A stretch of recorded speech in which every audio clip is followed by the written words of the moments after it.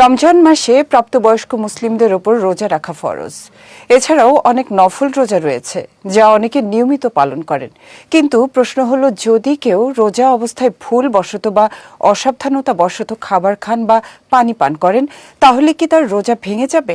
বিস্তারিত জানাচ্ছেন নুসরাত আহমেদ। পবিত্র রমজান মাস মুসলিম উম্মার জন্য তাকওয়া ও আত্মশুদ্ধির সময়। এ মাসে রোজা রাখা ফরজ। রোজার বিশেষ গুরুত্ব কুরআনে ব্যাখ্যা করা হয়েছে। আল্লাহ বলেন, তোমাদের উপর রোজা ফরজ করা হলো, যেমন ফরজ করা হয়েছিল পূর্ববর্তী উম্মতগণের উপর, যেন তোমরা তাকওয়া অর্জন করতে পারো। তবে মানুষ ভুলের ঊর্ধ্বে নয়। অনেক সময় কেউ রোজা রাখা অবস্থায় অসাবধানতাবশত বা ভুলে খেয়ে ফেলতে পারেন। প্রশ্ন আসে, এতে কি রোজা ক্ষতিগ্রস্ত হবে?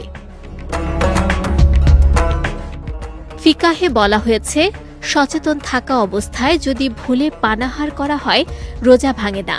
রোজার কথা স্মরণ হওয়ার সঙ্গে সঙ্গে খাবার বা পানীয় মুখ থেকে বের করতে হবে।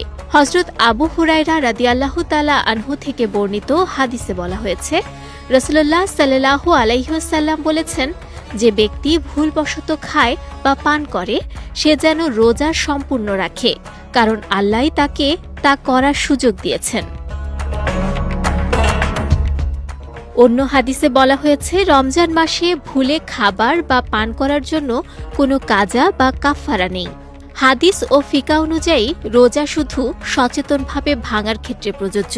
তাই ভুলে খেয়ে ফেললে রোজায় কোনো প্রভাব পড়ে না। রমজান মাসের এই নিয়ম আমাদের শেখায় আল্লাহর নৈকট্য ও রোজার উদ্দেশ্য বুঝতে, যা শুধু শারীরিক নিয়ন্ত্রণ নয়, বরং সতর্কতা, তাকওয়া এবং আত্মসংযমের শিক্ষা।